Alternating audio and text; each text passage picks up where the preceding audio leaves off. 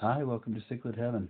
I had a lot of fun making today's video because it came from a question that came from one of my subscribers, from Tim, and he said, what do I do to the water to make the fish more colorful? And do they lose color with age? So I thought I'd put together a video showing how you can make your Malawi cichlids their most colorful.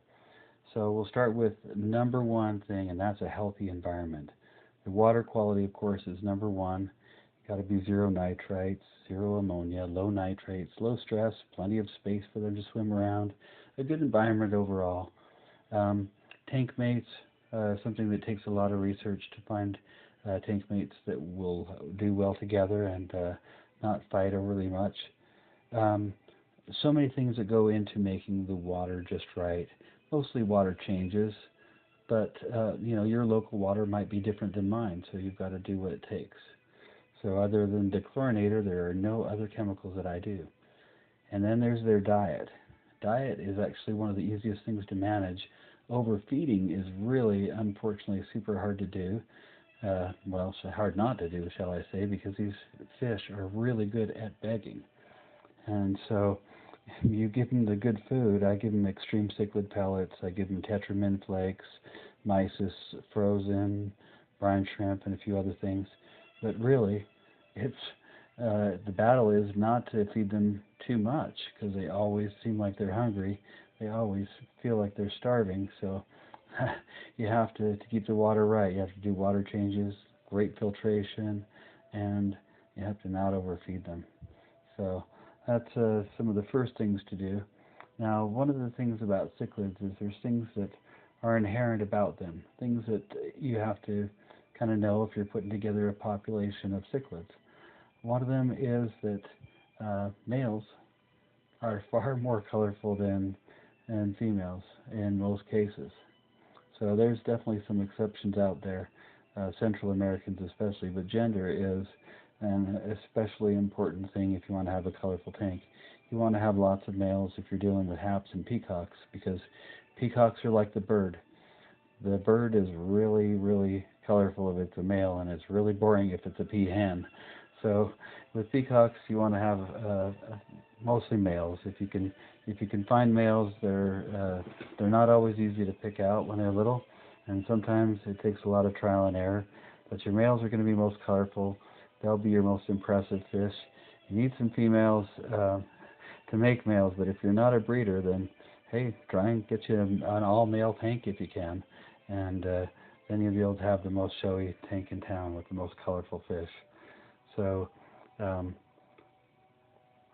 another thing about the fish is that they develop a pecking order, and we'll call that the dominance hierarchy.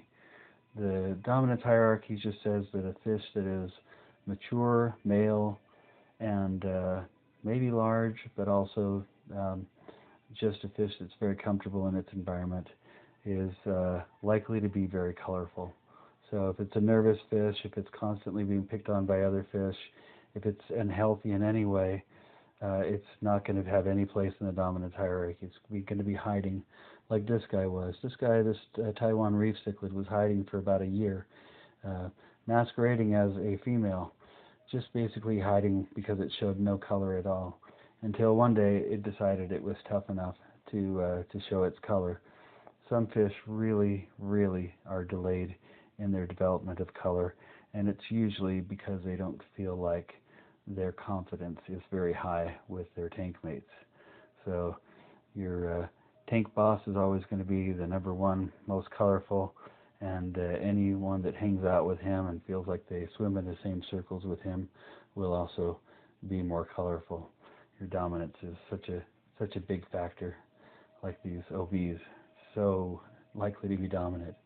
Age is a big factor, because until a certain age they're all this boring little gray like most of these are. But there comes a time when the females will be putting out hormones in the water that will trigger the males to color so that they can breed.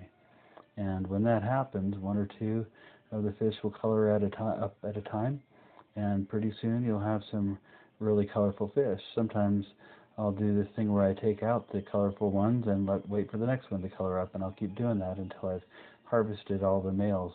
They all start like this, and then they get into something a lot more colorful, especially when they're breeding, which brings us to my number 6 area. When they're breeding is when they really are by far the most colorful than they'll ever be.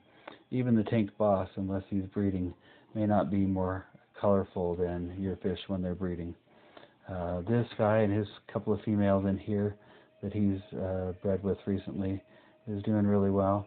This whole tank, it's kind of funny, they're all the same species. It's a hybrid species of peacock that I'm breeding right now. And they all just started to color up, especially the one.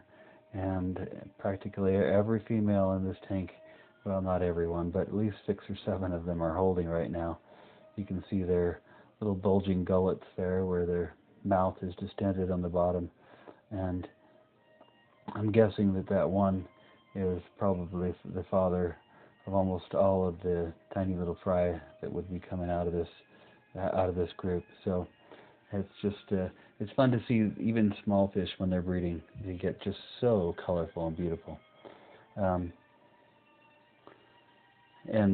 unfortunately for those poor little gray females, they have practically no color at all. You know, it'd be sad to be a fish.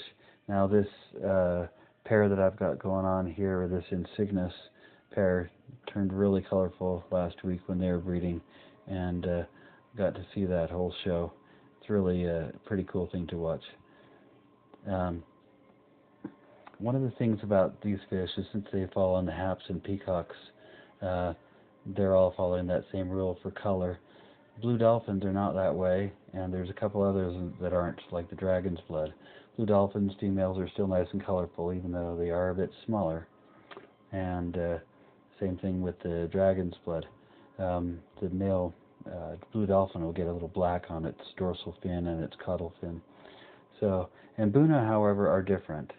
This yellow lab has been yellow since it was a fry, and it really hasn't gotten much brighter. Same thing with these yellowtail ACI. They start out beautiful blue with yellow fins, and they keep going.